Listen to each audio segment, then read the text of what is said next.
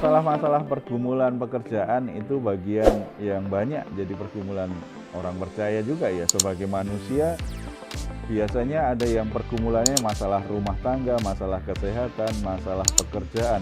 Nggak jauh-jauh dari itu, tetapi masalahnya ada saja yang mengganggu hati dan pikiran. Bahkan banyak yang menjadi lemah imannya.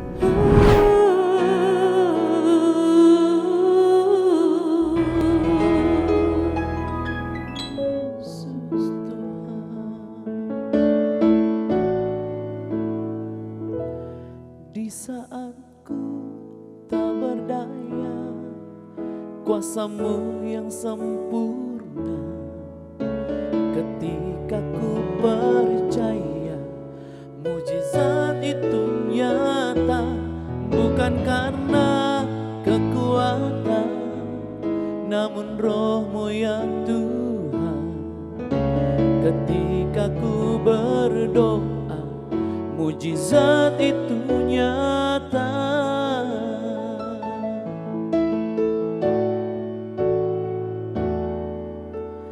Tak terbatas kuasa-Mu Tuhan, semua dapat Kau lakukan. Apa yang kelihatan mustahil bagiku, itu sangat mungkin bagimu. Tak terbatas kuasa-Mu Tuhan,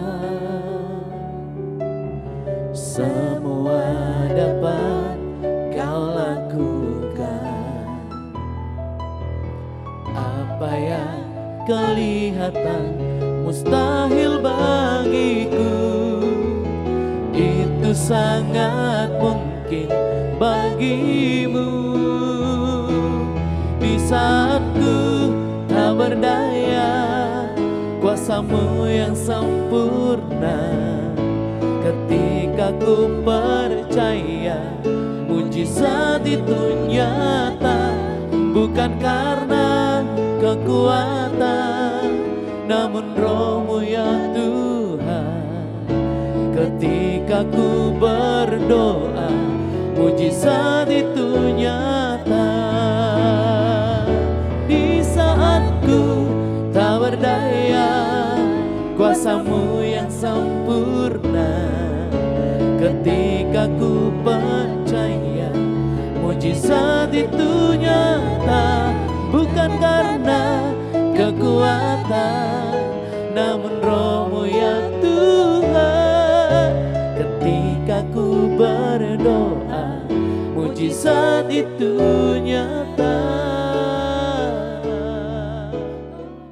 Salam, God lover yang dikasihi oleh Tuhan Yesus. Apa kabar? Kiranya semua dalam keadaan sehat, bersuka cita, diberkati Tuhan tentunya.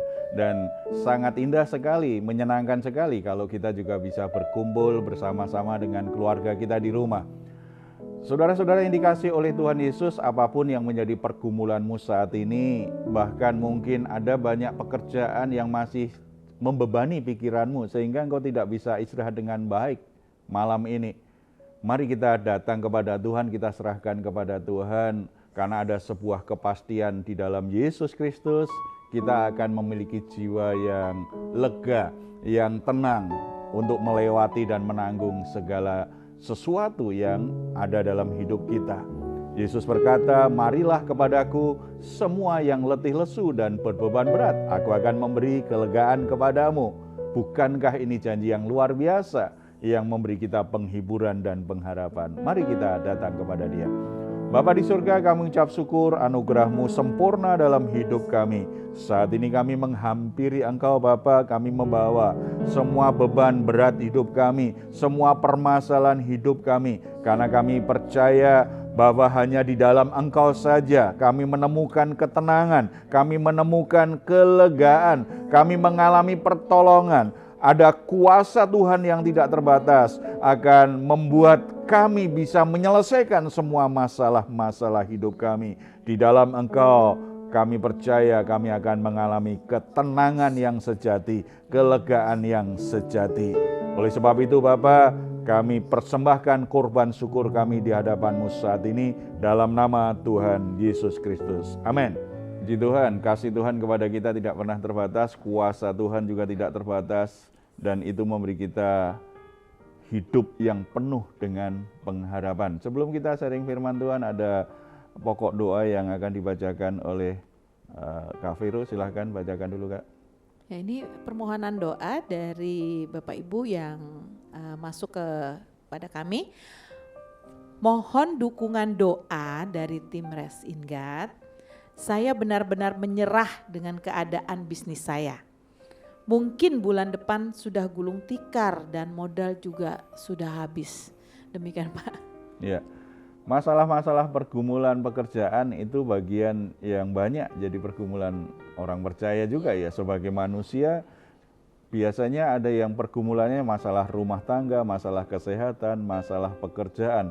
Nggak jauh-jauh dari itu, tetapi masalahnya ada saja yang mengganggu hati dan pikiran. Bahkan banyak yang menjadi lemah imannya, tapi tetap percaya bahwa mujizat Tuhan masih ada. Kuasa Tuhan masih sanggup untuk menolong. Kita akan renungkan firman Tuhan, kita sharing firman Tuhan dari Yohanes pasal yang ke-6, ayat yang pertama sampai yang ke-15. Di situ diceritakan tentang bagaimana Yesus memberi makan 5.000 orang hanya dengan 5 roti jelai dan 2 ikan. Sebuah mujizat yang luar biasa. Bagaimana orang-orang itu menjadi lelah, mereka orang-orang yang ikut Tuhan tuh ingin mendengar pengajaran Tuhan. Tetapi kan ada keterbatasan secara fisik. Sudah semakin sore dan Yesus melihat mereka butuh makan nih. Mereka butuh istirahat. Murid-muridnya juga lapor kepada Yesus.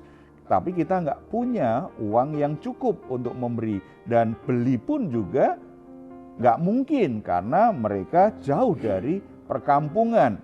Dan para murid tidak berani ambil keputusan karena sadar mereka terbatas secara keuangan dan cari makanan untuk begitu banyak orang juga pasti sulit dalam waktu yang sekejap. Ini sebuah gambaran situasi yang begitu sulit dihadapi banyak orang. Bagaimana orang ikut Tuhan, bagaimana orang sebenarnya suka mendengarkan firman Tuhan, cinta firman Tuhan, tetapi tetap menghadapi masalah. Kita tidak tahu lagi caranya seperti apa. Seperti pergumulan dari saudara yang minta dukungan doa tadi. Hampir menyerah. Tidak tahu lagi apa yang terjadi bulan depan, apakah saya masih bisa memenuhi kebutuhan rumah tangga saya. Sebab pekerjaan ini mungkin kapan saja, sewaktu-waktu bisa tutup dan berarti saya tidak punya penghasilan. Ada situasi-situasi seperti itu dialami oleh banyak orang. Para murid datang kepada Yesus walaupun dengan persepsinya sendiri yang serba terbatas. Tetapi Tuhan ternyata memberi solusi yang terbaik. Sampai akhirnya terjadi mujizat. Kalau kita baca perikop ini secara lengkap kan, 5.000 laki-laki itu akhirnya bisa makan sampai kenyang, bahkan akhirnya sisa. Tidak hanya 5.000 berarti, kalau yang disebut hanya laki-laki berarti di situ juga ada perempuan dan anak-anak. Ribuan orang bisa dicukupi oleh Tuhan hanya dengan 5 roti dan 2 ikan. Bukankah ini sebuah mujizat? Bagaimana mujizat Tuhan itu berproses dan akhirnya dialami. Yang pertama, ada orang yang rela berkorban. Ayat 9, di sini ada seorang anak yang mempunyai 5 roti jelai dan 2 ikan. Tetapi apakah artinya itu untuk orang sebanyak itu? 5 roti dan 2 ikan itu bekal untuk anak-anak dalam perjalanan. Sehari orang tuanya akan memberi dia bekal. Supaya nanti kalau kamu lapar makan ya. Rotinya tidak cukup 1 makanya. Ini kebutuhanmu sendiri. Artinya untuk diri sendiri saja ini pas-pasan. Apalagi yang selera makannya besar, kurang ini. Kurang gitu kan. Jadi artinya ini hanya cukup satu orang. Makanya nggak heran kalau murid berkata, yang seperti ini apakah bisa? Hanya ini yang ada. Artinya hanya satu porsi nih. Hanya satu porsi untuk laki-laki nih. Sebab biasanya laki-laki yang selera makannya lebih besar daripada perempuan itu. Untuk laki-laki aja mungkin ada yang kurang ini. Hanya satu porsi. Tetapi Tuhan berkata, serahkan kepadaku. Ketika Tuhan berkata, berikan kepadaku, berarti menuntut pengorbanan anak ini untuk menyerahkan bekalnya, diberikan kepada Tuhan. Ketika 5 roti 2 ikan itu diberikan kepada Tuhan, Tuhan berkati. Makanya itu menjadi modal, menjadi titik tolak mujizat Tuhan kemudian terjadi. Saudara-saudara, banyak mujizat Tuhan tidak terjadi bukan karena Tuhan nggak sanggup, bukan karena Tuhan nggak mampu. Ada orang yang hanya fokus pada dirinya sendiri, egois. Pemulihan sebuah keluarga tidak terjadi. Sepertinya kuasa Tuhan tidak mampu memulihkan sebuah rumah tangga yang berantakan. Bukan karena Tuhan nggak mampu, karena baik suami atau istri egois. Mereka tidak mau mengalah, mereka tidak mau berdamai, mereka hanya mengikuti kemarahannya yang luar biasa. Mereka hanya mengikuti perasaan sakit hatinya. Tidak mau berkorban perasaan, tidak mau menyangkal diri. Enak saja saya yang tersakiti. Saudara-saudara, selama suami atau istri tidak ada yang mau berkorban.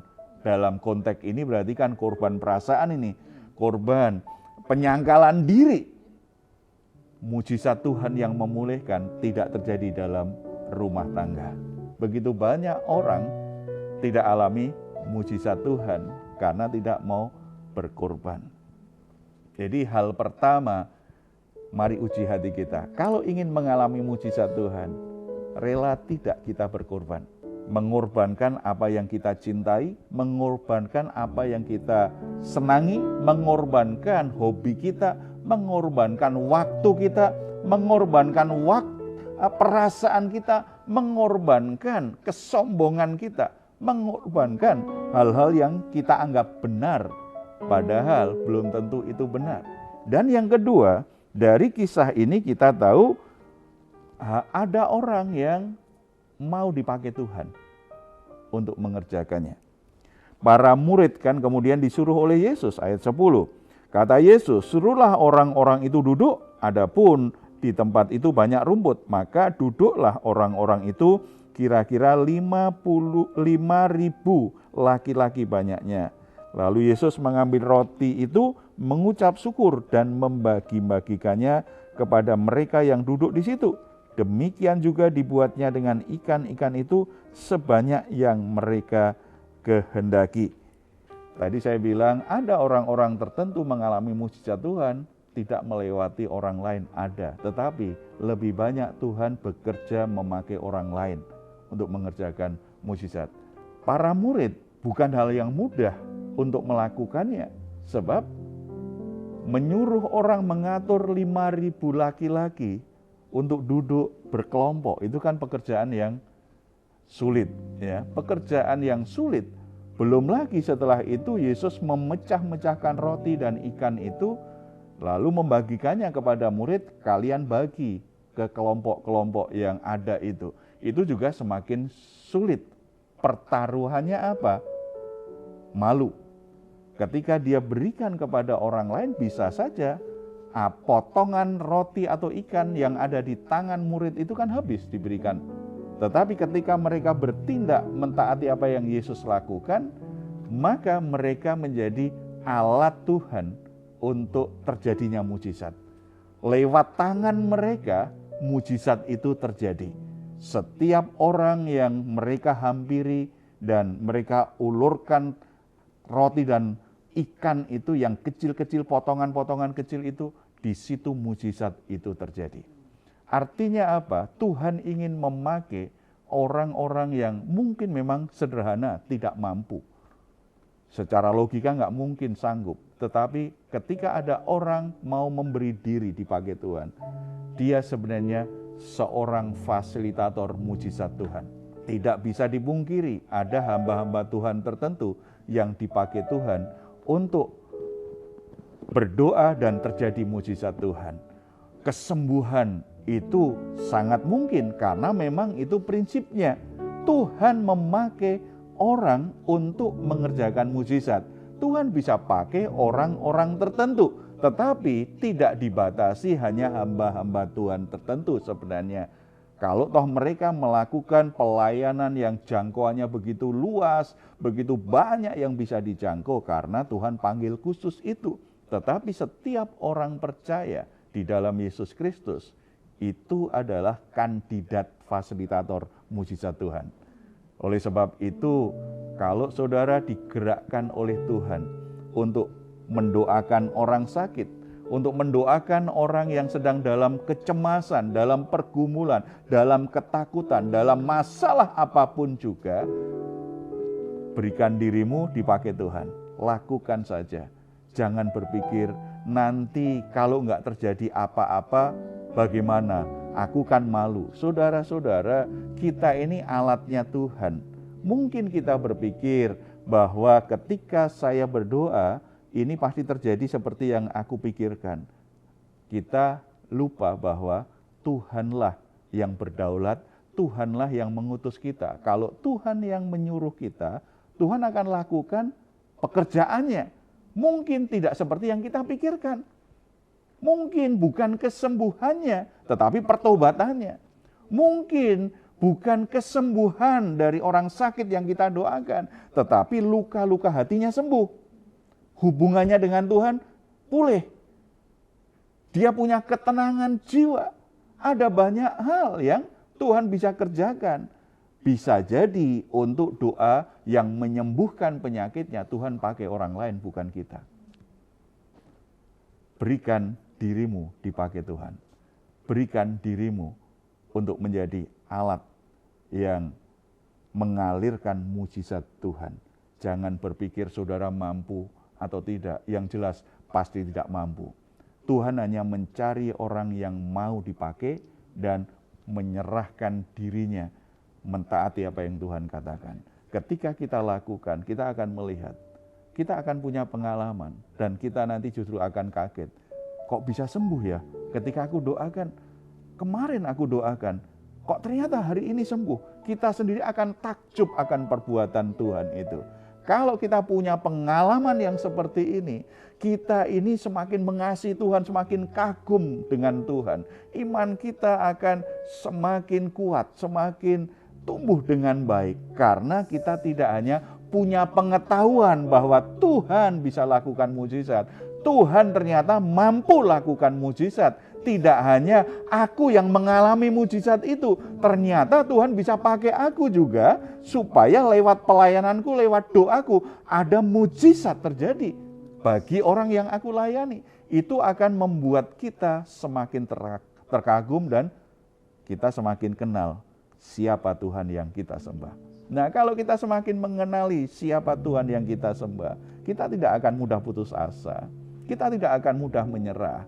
Kalau toh kita saat ini punya masalah belum selesai-selesai, itu tidak akan memadamkan roh kita, tidak akan memadamkan iman kita. Karena kita tahu kuasa Tuhan tetap terjadi. Ini belum waktunya saja. Atau mungkin Tuhan sedang didik aku, sedang bentuk aku di area yang lain, di sisi yang lain. Karena saya kenal betul siapa Tuhanku. Saya ingat perkataan Sadrah, Mesakh, Abednego ketika diperhadapkan pada hukuman akan dilempar ke dapur api. Disuruh menyangkal Tuhan. Perkataannya luar biasa. Aku percaya Tuhan yang aku sembah sanggup menyelamatkan aku dari api ini. Tetapi kalau aku ternyata mati, tidak selamat dari api ini, aku tidak akan menyangkal Tuhanku. Karena dia tahu siapa Tuhan yang dia sembah. Selalu ada alasan setiap peristiwa yang terjadi, ada alasan baik di mana Tuhan akan kerjakan sesuatu yang lebih baik dalam hidup kita semua. Jadi saudara-saudara, jangan sampai menyerah. Kita akan berdoa untuk saudara-saudara yang hampir putus asa, hampir menyerah. Sekarang tetap percaya, selalu ada kesempatan, selalu ada mujizatnya Tuhan. Kita bersatu dalam doa. Bapa di surga, kami ucap syukur karena kuasa-Mu tidak terbatas. Tidak ada satu masalah pun yang tidak bisa diatasi. Tidak ada masalah apapun di dunia ini yang tidak ada solusinya. Kuasa-Mu melebihi kemampuan manusia untuk mengusahakannya. Karena itu kami percaya mujizat Tuhan selalu tersedia. Mujizat Tuhan masih ada. Mujizat Tuhan itu menjadi pengharapan kami untuk saat-saat di mana kami putus asa. Saat-saat kami menyerah dengan situasi yang sedang kami alami. Hamba-Mu berdoa saat ini untuk saudara-saudara kami yang menyerah dengan keadaannya, yang menjadi putus asa karena situasi sulit yang sedang dihadapinya, pekerjaannya yang kolab, pekerjaannya yang berantakan, yang kacau balau, usahanya yang hampir mati, bahkan dia terancam di PHK di perusahaan di mana dia bekerja saat ini. Kami sangat percaya itu tidak jadi alasan mereka menyerah, tidak boleh menjadi alasan mereka putus asa, karena kuasa Tuhan, mujizat Tuhan masih tersedia bagi mereka. Roh Kudus bangkitkan, tumbuhkan iman mereka ketika mereka mendengar firman Tuhan saat ini. Iman mereka, pengharapan mereka kembali berkobar-kobar. Seiring dengan iman mereka Tuhan bekerja, Tuhan lakukan sesuatu yang ajaib dalam hidup mereka. Ada solusi yang terbaik, ada kesempatan yang terbaik terbuka bagi mereka semua. Bahkan yang sedang bergumul dan hampir menyerah, merindukan keturunan, tetapi keturunan yang mereka rindukan sepertinya semakin jauh dari harapan. Ada orang-orang yang menyerah, tidak mungkin lagi aku bisa punya anak. Tetapi kami percaya kuasa Tuhan tidak terbatas. Kalau Tuhan kehendaki dalam kedaulatan-Mu, maka mereka akan punya keturunan dalam nama Tuhan Yesus Kristus. Sesuatu yang besar akan terjadi dalam rumah tangga saudara-saudara kami yang merindukan keturunan. Demikian juga untuk hal-hal yang lain di mana orang menjadi putus asa karena tidak punya masa depan. Setiap pekerjaan yang dilakukan selalu gagal, semua upaya sudah dilakukan selalu tertutup. Tetapi kiranya Tuhan kembali membangkitkan pengharapan mereka. Iman mereka kembali berkobar-kobar. Tidak ada yang mustahil bagi Tuhan. Tuhan kerjakan pekerjaan-Mu yang ajaib, yang menjadi mujizat dalam hidup mereka. Kesempatan terbuka, peluang terbuka, dan mereka bisa bekerja. Mereka bisa membangun kembali bisnisnya, usahanya, dan itu Tuhan berkati. Nama-Mu dipuji, dimuliakan selalu dalam setiap situasi anak-anak-Mu Tuhan. Dalam nama Tuhan Yesus kami berdoa. Amin. Puji Tuhan. Saudara-saudara jangan pernah menyerah apapun yang sedang saudara alami saat ini. Mujizat selalu ada, pertolongan Tuhan itu sesuatu yang pasti. Karena Tuhan mengasihi-Mu. Saudara-saudara yang dikasihi Tuhan, kalau saudara ada pergumulan-pergumulan berat, membutuhkan dukungan doa, di layar saudara ada nomor telepon yang bisa saudara hubungi. Tim doa kami akan mendukung saudara dalam doa. Tetap percaya, ada pertolongan, ada mujizat Tuhan tersedia bagi saudara semua. Kalau saudara ingin memberikan komentar, silahkan menuliskannya di ruang komentar yang ada di channel Diaspora TV. Kami tunggu. Mazmur 4 ayat 8 sampai 9. Engkau telah memberikan sukacita kepadaku lebih banyak daripada mereka ketika mereka kelimpahan gandum dan anggur. Dengan tentram aku mau membaringkan diri lalu segera tidur, sebab hanya Engkaulah ya Tuhan yang membiarkan aku diam dengan aman. Puji Tuhan. Selamat malam, selamat beristirahat. Tuhan Yesus memberkati kita semuanya. Salam. Hatiku siap